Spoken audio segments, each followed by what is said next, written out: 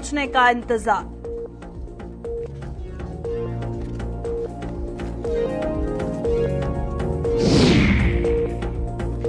एक मंच पर आए पीओजे के रिफ्यूजियों के संगठन, मांगे पूरी करने के लिए सरकार को दिया अल्टीमेटम, फाइनल सेटलमेंट जल्द किए जाने पर दिया बल।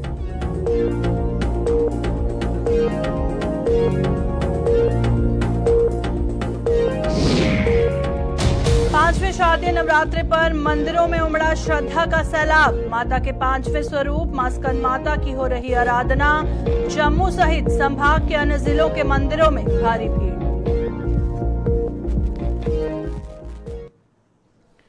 नमस्कार, जम्मू कश्मीर का ये बुलेटिन देख रहे हैं आप और मैं हूं प्रियंका गुप्ता आपके साथ। बुलेटिन की शुरुआत करेंगे, एक दुखद खबर इस वक्त सामने आ रही है जम्मू से। आपको बता दें कि गोवा के अराम्बोल बीच पर नहाते समय डूबे जम्मू के 2 सगे भाइयों के आवास पर मातम पसरा हुआ है। इन दोनों के शव गोवा से यहां पहुंचाए जा रहे हैं और हर कोई इस घटना से सदमे में है। दोनों भाइयों में से बड़े भाई की पहचान 26 वर्षीय अभिषेक भाऊ और दूसरे की पहचान 24 वर्षीय अमन भाव के रूप में की गई है। अभिषेक की शादी 1.5 साल पहले हुई थी और अमन की शादी अगले साल जनवरी में थी।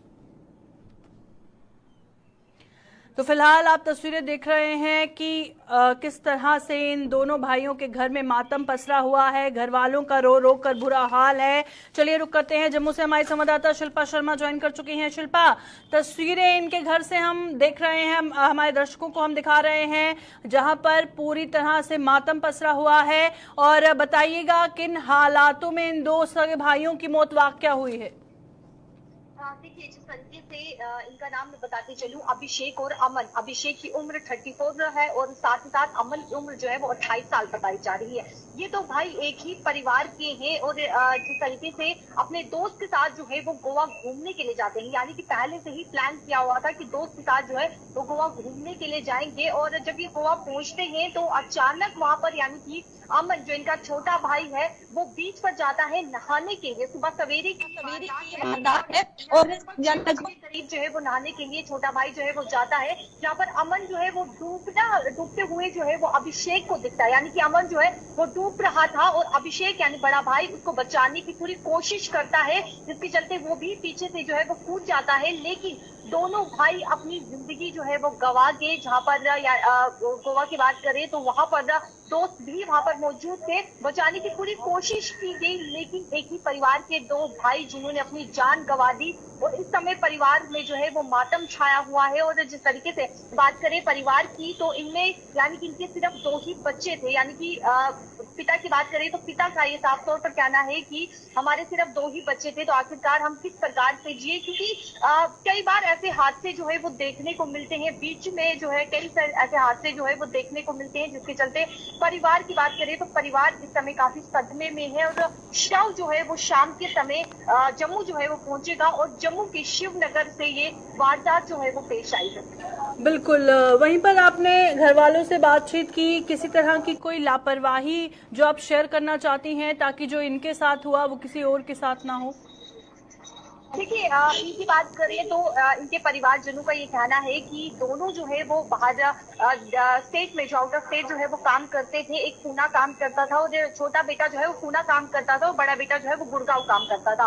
और इनकी जो है वो नाइट शिफ्ट चल रही थी और नाइट शिफ्ट के दौरान यानी कि सुबह जो है काफी थकावट हो जाती है, तो दिन के समय ये उठते थे। लेकिन अचानक सुबह सवेरे 6 बजे के करीब जो है ये उठते हैं, छोटा भाई उठता है और नहाने के लिए जाता है और वहां पर ये वारदात पेश आई है। और जिस तरीके से लगातार ऐसी कई सारी वारदातें जो है वो देखने को मिलती है, जहां पर बच्चे डूब जाते हैं, नौजवान जो है वो डूब जाते हैं, बुजुर्गों की बात करें तो बुजुर्ग जो है वो डूब जाते हैं। तो हर किसी को यही हिदायत दी जाएगी कि जब भी इन जगहों पर जाए तो हमेशा अपनी सेफ्टी का ध्यान रखें, क्योंकि जिस तरीके से कई सारी वारदातें जो है वो पेश आती है तो कहीं ना कहीं परिवार जो है वो जो इस सदमे में गुजर रहा है, तो आने वाले समय में किसी तरह भी परिवार जो है वो इस सदमे में न जाए। चलिए, बहुत बहुत शुक्रिया शिल्पा हमारे साथ ज्वाइन करने के लिए। जम्मू से हमारी संवाददाता शिल्पा शर्मा हमारे साथ ज्वाइन की हुई थी। और जिन 2 सगे भाइयों की तस्वीर इस वक्त आप अपनी स्क्रीन पर देख रहे हैं, आपको बता दें कि इनकी मौत वाकया हुई है गोवा के अराम्बोल बीच में नहाते हुए ये डूब गए, जिसके बाद इनकी मौत हुई है, जिसके चलते इस घटना से पूरा परिवार सदमे में है।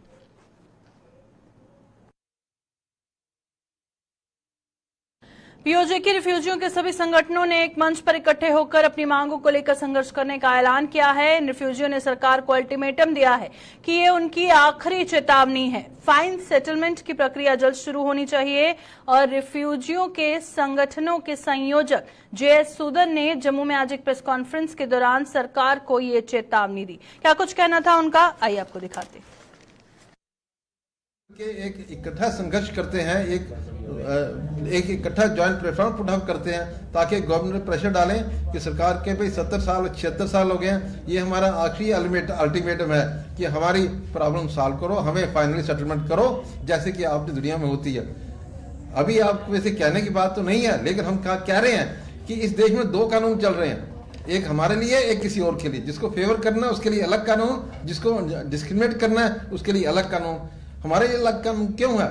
जो हमारे जम्मू कश्मीर से लोग विस्थापित हुए, से माइग्रेट हुए, विस्थापित नहीं हुए हैं, वो माइग्रेट हुए, खुद निकल के वहां से आए कश्मीर से। उनके लिए इतनी हमें इन्होंने गवर्नमेंट ऑफ इंडिया ने 25-30 लाख रुपए उनको कैश मंथली डोल दे रहे हैं, फ्री राशन दे रहे हैं, इनकम टैक्स में रिबेट दे रहे हैं, उनके बच्चों को रिजर्वेशन दे रहे हैं, इंजीनियरिंग कॉलेज मेडिकल कॉलेज में नौकरियां दे रहे हैं पूरे बड़े, उनको प्लाट और मकान बना के दे दिए हमने, टाउनशिप बना दी उनके लिए, और हमारे लिए कुछ नहीं। हम लड़ेंगे और आगे दब तक लड़ेंगे कि भाई हम सब। पवित्र शारदीय नवरात्रों के 5वें दिन आज माता के 5वें स्वरूप मस्कंद माता की आराधना की जा रही है। जम्मू सहित सूबे के अन्य जिलों के मंदिरों में आज भी सुबह सवेरे से ही आस्था का सैलाब उमड़ना शुरू हो गया था और श्रद्धालु मस्कंद माता के समक्ष नतमस्तक होकर पूजा अर्चना करने के अलावा सुख समृद्धि की मन्नतें मांग रहे हैं। सभी मंदिरों की छटा देखते ही बन रही है, जहां पर सुरक्षा के भी कड़े बंदोबस्त किए गए हैं। जम्मू में बाहु फोर्ट स्थित मां काली के मंदिर में भी लोगों का आना जाना लगा हुआ है और वो शीश नवा धर्म के प्रति अपनी आस्था निभा रहे हैं।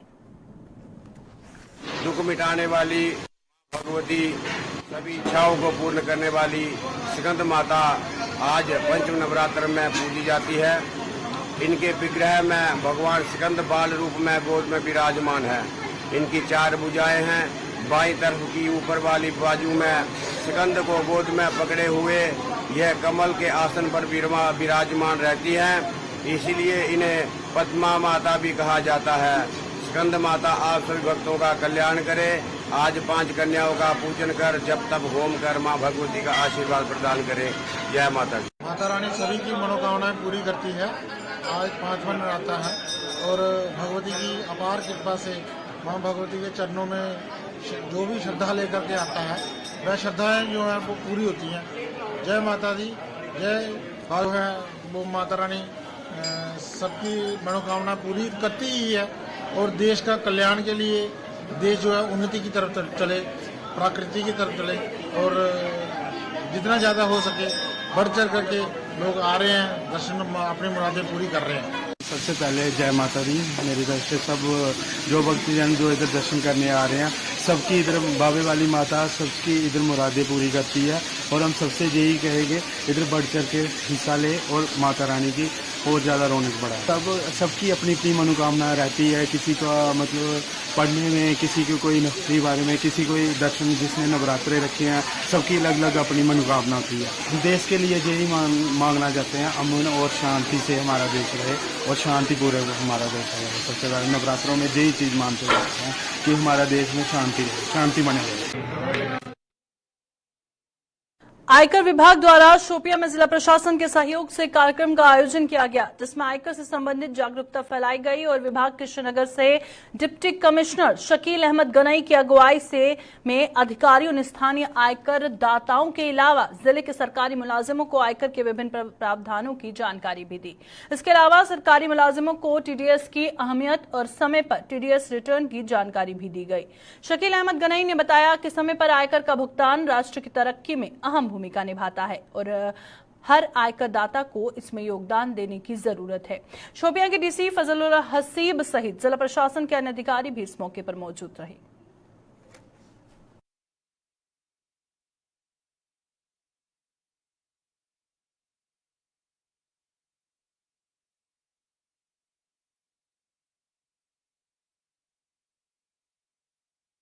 आज से कुछ दिनों के बाद 24 अक्टूबर को मनाए जाने वाले विजयदशमी के पर्व को लेकर तैयारियों को अंतिम रूप दिया जा रहा है और जम्मू में जहां हर साल की तरह इस बार भी बाहरी राज्यों से आए कारीगर रावण, कुंभकर्ण और मेघनाथ के पुतलों को अंतिम रूप देने में जुटे हुए हैं। वहीं पर पुंछ में भी गाजियाबाद से आए कारीगर अपने हाथों का हुनर दिखा रहे हैं।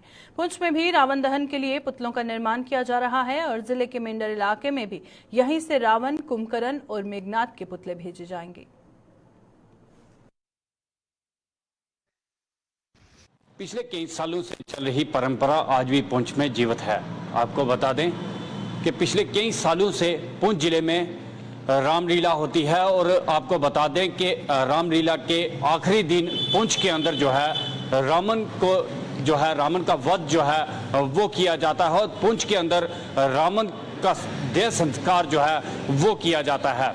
तस्वीरों में आप देख सकते हैं कि पुंछ के अंदर इस बार पहली बार जो है रावण बनाया जा रहा है और किस तरह से आप तस्वीरों में देख सकते हैं कि यहाँ पर रावण को बनाकर तैयार जो है वो किया जा रहा है। यहाँ पर तस्वीरों में आप देख सकते हैं कि बाहर से कारीगर जो है वो मंगाए गए हैं जो कि पुंछ के अंदर ही रावण को तैयार कर रहे हैं। पहले तो पुंछ के अंदर रावण जो है रेडीमेड लाया जाता था, जम्मू से बनाकर लाया जाता था और पुंछ में लाकर उसका देह संस्कार जो है वो किया जाता था। पर पहली बार पुंछ के अंदर जो है वो देखा जा रहा है कि राधा श्याम मंदिर के अंदर जो है रावण को तैयार किया जा रहा है और यहाँ पर जो है बाहर से कारीगर जो है वो मंगाए गए हैं जो कि रावण को तैयार कर रहे हैं।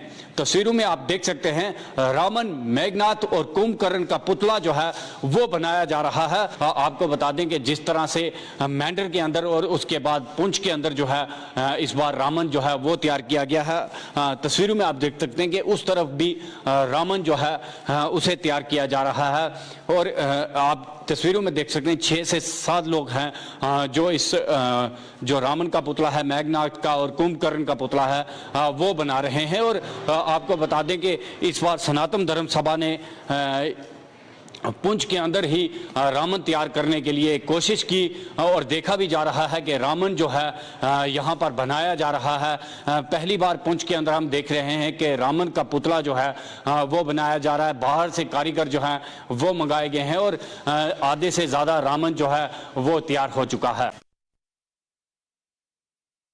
पुंछ जिले की मंडी तहसील के गांव अड़ाई में भालू के हमले में एक ग्रामीण गंभीर रूप से घायल हो गया, जिसे इलाज के लिए तत्काल उप जिला अस्पताल मंडी पहुंचाया गया।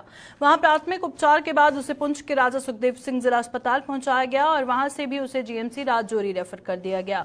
घायल ग्रामीण की पहचान मोहम्मद बशीर पुत्र मोहम्मद निवासी अड़ाई के रूप में की गई है।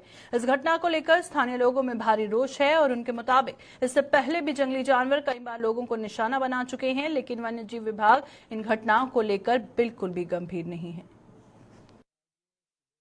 9 बजे हमारी इमरजेंसी में एक केस लाया है, बियर मोल का केस है।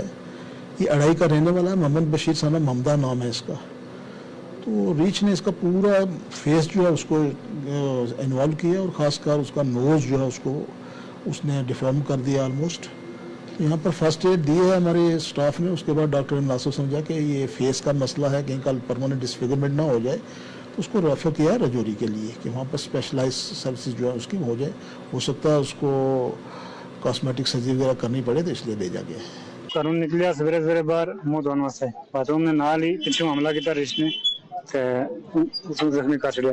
फिर तो असा डांडी पर चुकिया ते मंडी पैदल ही आंदा हॉस्पिटल मंडी आंदा, उन्होंने ट्रीटमेंट की, टांगे छांगे लाए, रेफर किया पुंछ हॉस्पिटल।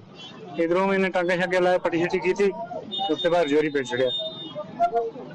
मेरा मन उसे कोई नहीं आया ना, कोई आया नहीं से बता इसे आए से बंदे उन्होंने रिपोर्ट छोड़ बनाई चले। तो पहले बड़े हादसे होने रहे, उसे अड़ाई भी लोर साजियां होने रहे, कई बंदे मार लिए गए इस केस विच। इसमें वाइल्ड लाइफ की जी साहब या हमें वाइल्ड लाइफ की चाहे ना कि इन्होंने वास्ते इन्हों की भेजना जी वाइल्ड लाइफ की भेजा है ना, उसे जाके देखें बंदे नुकसान करें। कई बंदे इस बीच मौत भी होगी, कई जख्मी हो गए। गरीब बंदा है कि 6-7 बच्चे हैं घर, वो भी स्कूल पढ़ना खर्चा और मजदूरी करना बेचारा। अच्छा होया सवेरे गया मुंह तो देश में हमला किया फट गए। अन्य में पाकिस्तान द्वारा की गई गोलाबारी के बाद सीमावर्ती गांव के किसानों में दहशत का माहौल है और पाकिस्तान की हिमाकत के चलते किसानों ने अपनी धान की फसल की कटाई में तेजी ला दी है। उनके मुताबिक वर्ष 2018 में भी पाकिस्तान की ओर से की गई भारी गोलाबारी के कारण वे अपना फसल नहीं काट पाए थे। इन किसानों के मुताबिक पाकिस्तान ने हल्की गोलाबारी की है और हो सकता है आने वाले दिनों में वो भारी गोलाबारी करे, जिसके चलते उन्होंने कटाई में तेजी ला दी है। जो है उनके लिए परेशानियां बढ़ गई हैं, आप देखेंगे हम इस समय। लेकिन साथ ही साथ हमारे जो बॉर्डर के लोग हैं, जो विशेषकर किसान लोग हैं, वो दहशत में हो जाते हैं कि जब जब भी पाकिस्तान की तरफ से फायरिंग होता है। क्योंकि अभी जैसे आप देख रहे हैं कि यहाँ हमारी धान की फसल की कटाई का सीजन है और इसके बाद फौरन हमने गेहूं की फसल की बिजाई भी करनी है। तो ये हमारी डबल फसल का साथ ही साथ काम होता है। तो इससे हमारे जो किसान लोग हैं और बॉर्डर पे जो लोग हैं वो परेशान रहते हैं। अब हम फसल का टाइम है हमारा, कुछ फसल हमारी कच्ची है, जो छोटा भी हमने लगाया है वो पका हुआ है, उसको हम जल्दी जल्दी निबेड़ रहे हैं। रात को जो पाकिस्तान ने हरकत की है इससे हम बहुत घबरा गए, ताकि इनको जवाबी जल्दी से जल्दी जवाबी कार्रवाई की जाए, जो इनको मुआवजा भुगतना पड़े। अभी सिर चढ़ा हुआ है, रात को जो हरकत हुई है उसकी वजह से हम जल्दी काम मुका रहे हैं, क्योंकि इसकी वजह से कि ज़्यादा नुकसान नहीं हो जाए और ज़्यादा बमबारी नहीं हो जाए। अभी आपने देखा है कि पहले 2018 में हुआ था, उसके बाद हमें गांव भी छोड़ने पड़े थे, महीना महीना बाहर रहना पड़ा था, हमारा अनाज भी फसल खराब हो गया था, इसलिए हम जल्दी कर रहे हैं। तो आपने देखा है कि कल रात को हमें बॉर्डर पे नहीं जाने दिया, तो अभी पशु भी भूखे मारे हैं, तो अभी इतनी परेशानी आ रही है। अभी भी ये पूरी तरह से पक्की भी नहीं है फसल। पक्की तो नहीं है, फिर क्या करें, अब सेलिंग ज़्यादा होगी तो फिर जे भी रह जाएंगे, इससे भी रह जाएंगे, इसलिए हम जल्दी निपटा रहे हैं। क्योंकि हो सकता है क्या पता अभी छोटी फायरिंग हो रही है, उसके बाद क्या पता बड़ी फायरिंग स्टार्ट हो जाए, तो फिर हमें गाँव में छोड़ना पड़ेगा। पानी की किल्लत से जूझ रहे जम्मू के ब्लॉक बलवाल के गांव खैरी के लोगों ने जल शक्ति विभाग के खिलाफ प्रदर्शन किया और प्रदर्शन कर रहे ग्रामीणों का आरोप था कि पिछले 1 महीने से पानी की मेन पाइप टूटने से उनके गांव की पानी की सप्लाई ठप पड़ी हुई है और बार बार शिकायत करने के बावजूद भी जल शक्ति विभाग के कानों पर जूं तक नहीं रेंग रही। पिछले 1 महीने से गाँव कुछ लोग खरीद कर पानी पीने को मजबूर हो रहे हैं और गरीब एक एक बूंद के लिए तरस रहे हैं। पिछले वार्ड नंबर 6 की जो है लाइन पिछले 1 महीने से मेन जो है जो ट्यूबवेल पे पाइप गई है वो टूटी हुई है और ये इतने परेशान है ये लोग। किसी एक घर का मसला होता तो चलता, मगर ये पूरे गांव में इनको जो है पानी नहीं है और ये कहाँ जाएंगे।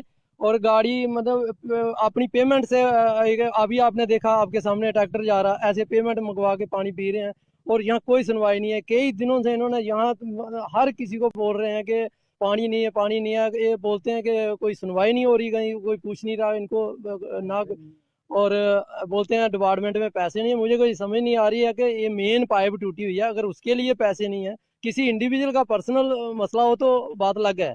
ये तो मेन पूरे वार्ड नंबर 6 को पूरे को पानी नहीं है पिछले 1 महीने से। बोलते तो हैं मगर मौके का ग्राउंड में देखो आके यहाँ की हालत क्या हो रही है यहाँ पे, तो मुझे समझ नहीं आ रही है। इन्होंने हर जगह कंप्लेंट भी दी है और जेई साहब कहाँ हैं, वो आके मौका क्यों नहीं देख रहे, इसको पाइप का क्या है। अगर कोई उनको प्रॉब्लम आती है तो उनको आगे बात रखनी चाहिए कि यहाँ इतना मुद्दा आ रहा है, यहाँ इतना इसमें खर्चा हो रहा है।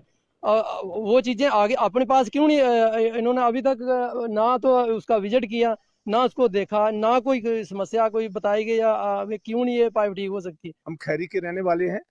खैरी में 1 महीना हो गया पानी नहीं आया, कोई सप्लाई नहीं आई। तो कोई पाइप टूटी हो या जे महकमे वो कहते हैं कि हमारे पास पैसे नहीं है। जहाँ गाड़ी पूछती वहाँ गाड़ी भेज देते हैं, एक आध गाड़ी भेज देते। जहाँ दूर दूर ऊपर पहाड़ियों पर घर है वो कहाँ गाड़ी जाएगी, वहाँ कोई पानी की मसला पानी लेकर हो कहते हैं हमारे पास पैसे नहीं है। पैप गंडने के पैन रिपेयर करने के लिए हमारे पास कोई पैसा नहीं है। तो यही बात है, जो ऊपर नराते चल रहे हैं, हम भी मस्जिद में जाना पड़ता है, लोगों ने मंदिर भी जाना पड़ता है, लोगों ने कोई नराते हैं, ऊपर से पानी नहीं है। ये कैसा महकमा है, कौन सा ये है। लोग कहते हैं, ये कहते हैं घर घर में नलका, हर एक जो नलका छोड़कर पानी छोड़कर पैप भी टूटी हुई है वो नहीं काट रहे, नलका कहाँ से देंगे ये। मेरा नाम सुल्तान अली है। कोई महीना हो गया पैप टूटी हुई, पैप जोड़ ही नहीं रहे, बोल रहे हमारे पास पैसे नहीं है।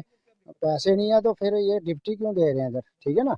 पैसे अगर गवर्नमेंट के पास पैसे नहीं तो आखिर आम बंदा पैसे इकट्ठे करो तो पैप जुटाओ, ये क्या मसला हो गया? ठीक है ना, अगर हम हर एक को पानी मिल रहा है तो हमें पैसे इकट्ठे करने पड़ेंगे पहले, फिर हमारे लिए पैप जोड़ी जाएगी। आप लोग बिल तो देते हैं ना? बिल तो दिया, किसी ने नहीं दिया। महीने का 3 दफा पानी आता तो कहाँ का बिल देना? तो क्या बिल देना? जहाँ तो डेली पानी दे, बिल तो दिएगा, सब देते हैं, ठीक है ना। पानी मिलना चाहिए। पानी मिलना चाहिए। पानी का भी बड़ा ऐसा है ना, कंडी एरिया, इधर किसी के घर में टैंकर पहुंचता है, किसी के घर में नहीं पहुंचता, किसी के घर में गाड़ी भी नहीं पहुंचती। जो रोड पर है उनको तो चलो मिल जाएगा, तो हफ्ते में 1 दफा दे देगा PHC गाड़ी। बाकी जो आगे पीछे जंगलों में तो घर दूर दूर है, उनको कहाँ गाड़ी जाती है? कम से कम महीना हो गया, पाइप खराब, बारिशों से खराब हुई है, जमीन लसने से बड़ी बड़ी मेन पाइप टूटी हुई है, मगर मेन पाइप अभी तक वो उसका वो ही नहीं किया अभी तक। जम्मू का परेड ग्राउंड अपनी हालत पर आंसू बहा रहा है। ग्राउंड की बद से बदतर हो चुकी हालत खिलाड़ियों पर भारी पड़ रही है और यहां खेल गतिविधियां बुरी तरह से प्रभावित हो रही है। खिलाड़ियों का आरोप है कि खेलों की बुनियादी सुविधा के साथ साथ इस ग्राउंड में पानी और शौचालय की भी व्यवस्था नहीं है। यही नहीं, खेल गतिविधियों की बजाय ये ग्राउंड अब नशाखोरों का अड्डा बन चुका है। युवाओं ने प्रशासन से इस ग्राउंड की सुध लेने और यहाँ बुनियादी सुविधाएं उपलब्ध करवाने की मांग की है। यहाँ पे पहली बात तो यहाँ पे फैसिलिटीज़ बिल्कुल भी नहीं है। आप वॉशरूम की फैसिलिटीज़ देखो, यहाँ पर कुछ नहीं है। अभी हमने बार बार यहाँ पे अपील करने पर वहाँ पर आप देख सकते हैं कि पानी की फैसिलिटी अभी थोड़ी देर पहले शुरू हुई है, बट जैसे यहाँ पे बारिश वगैरह होती है फिर से ग्राउंड पूरा खराब हो जाता है और सैनिटेशन यहाँ पे बिल्कुल भी नहीं है। आउटसाइडर्स आते हैं यहाँ पे, आप देख सकते हैं यहाँ पूरा गंद ही गंद है, ड्रिंक वगैरह भी कभी कभी करते हैं। सो वो चीज़ नहीं होनी चाहिए। पुलिस को यहाँ पे मतलब आना चाहिए, यहाँ पे देखना चाहिए कि ग्राउंड में बच्चे वगैरह रनिंग कर रहे हैं, फिजिकल्स वगैरह कर रहे हैं, उस चीज़ का ध्यान रखना चाहिए।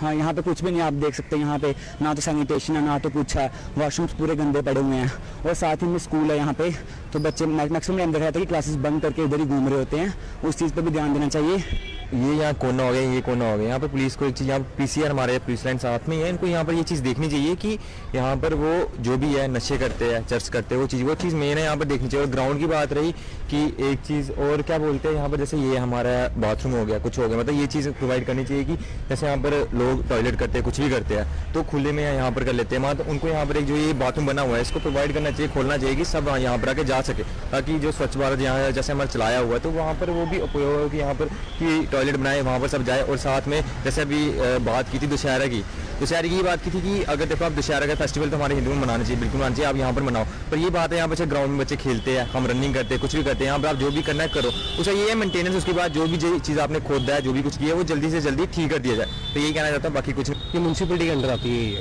अब नीचे वाली स्पोर्ट्स के अंदर आती है, स्पोर्ट्स वाले उसको अपना डेवलप कर लिया हुआ है, तो म्यूनसिपलिटी की जो दिक्कत ये यहाँ पर पता क्या चीज़ है, सारे इवेंट्स यही होंगे, दशहरा यहाँ होगा, सब कुछ यहाँ होगा, तो फिर ग्राउंड बनेगी, टूट भी जाती है, तो सारा कुछ। बाकी बाथरूम यहाँ पर बनाया हुआ है, मेरे ख्याल में काफ़ी अर्से बना है ये बाथरूम, 8-10 साल हो गए, इससे पहले का बना हुआ है, बट इसकी प्रॉपर मेंटेनेंस कभी नहीं रहती है, कभी खुला जाता है। अब देखो यहाँ पर किसी ने भी आना हो, यही बाथरूम है आसपास, फिर लोगों को इधर बाहर करना पड़ता बाथरूम। यहाँ तो ये कब से बंद है, मेरे ख्याल से कंस्ट्रक्शन इसकी 2-3 साल से चल रही है। आप देखिए सब ताले लगे हुए उसके बीच में, वो भी ताले, ये भी ताले, अभी न्यू बाथरूम है कोई नहीं है, यही बाथरूम है जाके कि फ्लो वालों के बस वो खुला हो, वो प्राइवेट है, वो ये बंद है, ये बंद है। जब जो खुला भी होता है ना, इसके अंदर इतना गंद पड़ता है, इसके अंदर कोई मेंटेनेंस नहीं होती है, आप इधर जा ही नहीं सकते अंदर इसमें, इतनी बुरी हालत होती है। मजबूरी है लोगों को बाहर ही करना, क्या करें, इधर बाथरूम ही कोई नहीं, इधर वो कहाँ कौन अपनी दुकान का सड़क पर थोड़ी करेंगे, बाहर सड़क पर किया जाएगा, वो भी अच्छी बात नहीं है। अभी बाथरूम नहीं खुला, ये कभी नहीं खुला। ये उधमपुर में बिरमा पुल का निर्माण कार्य शुरू होने से स्थानीय लोगों के चेहरे पर खुशी नजर आ रही है और स्थानीय लोगों के साथ साथ कांग्रेस नेता सुमित मगोत्रा ने पुल का कार्य शुरू करवाने के लिए जिला प्रशासन का आभार जताया।